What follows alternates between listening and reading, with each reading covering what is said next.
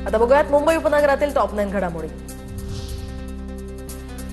सांताक्रूज पूर्वच्या आगरीपाडा पुलावर दुचाकीस्वारांकडून आता पोलिसाला चिरडण्याचा प्रयत्न, तर वाकोला पोलिसांमध्ये 12 दुचाकीस्वारांवर गुन्हा दाखल। वेस्टर्न एक्सप्रेस हायवेच्या उत्तर दिशेकडील मार्गावर दुचाकीस्वारांच्या टोळक्याचा धुडगूस। डोंबिवलीमध्ये वृद्ध महिलेच्या गळ्यातील सोन्याची 3 लाखांची माळ लंपास। सफरचंद आणायला गेलेल्या मुलाच्या अनुपस्थितीमध्ये वृद्ध महिलेची लूट, तर चप्पल आणि पैसे वाटपाचा बहाणा करत बुरट्यांनी फसवलं। डोंबिवलीकरांना एमआयडीसीच्या पाणी बिलावर डिपॉझिट धक्का। ग्राहकांना आता पाणी बिलासोबतच 500 रुपयांपासून ते चक्क 12,000 रुपयांपर्यंत अतिरिक्त डिपॉझिट भरण्याचे आदेश जारी, तर रक्कम एकरकमी भरण्याची सक्ती। अतिरिक्त डिपॉझिट विरोधात डोंबिवलीकर आता आक्रमक। एचडीएफसी बँकेचे अकार्यकारी अध्यक्ष अतनू चक्रवर्ती यांचा राजीनामा, तर मूल्य आणि नैतिकता यांसंदर्भात मतभेद असल्याचं कारण देत अतनू चक्रवर्ती यांचा राजीनाम्यानंतर एचडीएफसी बँकेच्या शेअर्समध्ये 5% घसरण। नवी मुंबईमध्ये गुन्हेगारी विरोधात पोलिसांची मोठी धडक कारवाई, तर वाशी परिसरामध्ये विशेष कोम्बिंग ऑपरेशन राबवत एकाच वेळी अनेक ठिकाणी छापे। अंमली पदार्थ, अवैध दारू आणि गुटखा विक्रेत्यांवर कठोर कारवाई। 18 आरोपींविरोधात गुन्हे दाखल। वातानुकूलित मुंबई लोकलच्या बंद दरवाजांची एप्रिलमध्ये चाचणी होणार। 2 लोकल मार्च अखेरपर्यंत मध्य रेल्वेच्या ताफ्यात येणार, तर मुंब्रा दुर्घटनेनंतर दरवाजे बंद होण्याच्या विना वातानुकूलित लोकलची बांधणी सुरू करण्यात आली होती।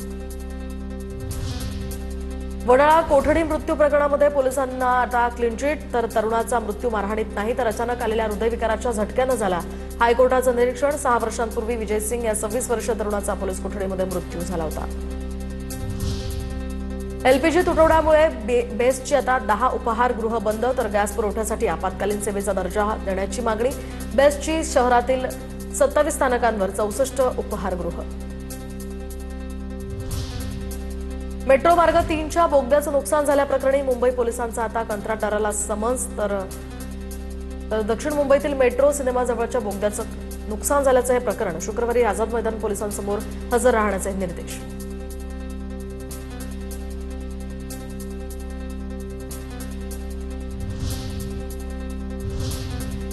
आता घेऊयात पुणे जिल्ह्यातल्या टॉप 9 घडामोडींचा आढावा।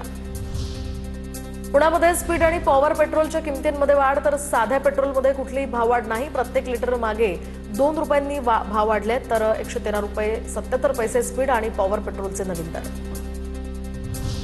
एमबीबीएस महाविद्यालयामध्ये प्रवेशाच्या नावाखाली तरुणीला 8 लाख रुपयांनी फसवलं, तर पुण्यातील येरवडा पोलीस ठाण्यामध्ये या संदर्भात गुन्हा दाखल। 2 आरोपींचा पोलिसांकडून शोध सुरू।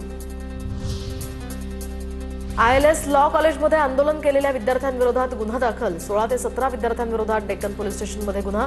अखिल भारतीय विद्यार्थी परिषद आणि विद्यार्थ्यांनी प्राचार्यांच्या दालनात ठिय्या आंदोलन केलं होतं।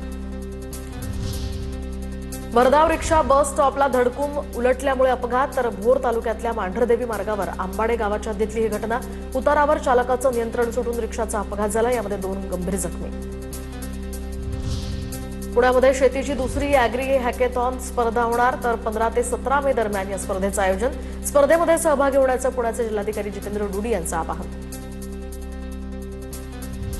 उन्हाळी सुट्ट्या सुरू होण्यापूर्वीच आता रेल्वेचं 16 मे पर्यंतचं बुकिंग पूर्ण। गाड्यांचा कोटा संपल्यामुळे गाड्यांचं बुकिंग थांबवलं। झेलम एक्सप्रेस, दानापूर, जेस्प्रूस यासह गोवा एक्सप्रेस, हावडा, गोरखपूरचं बुकिंग बंद।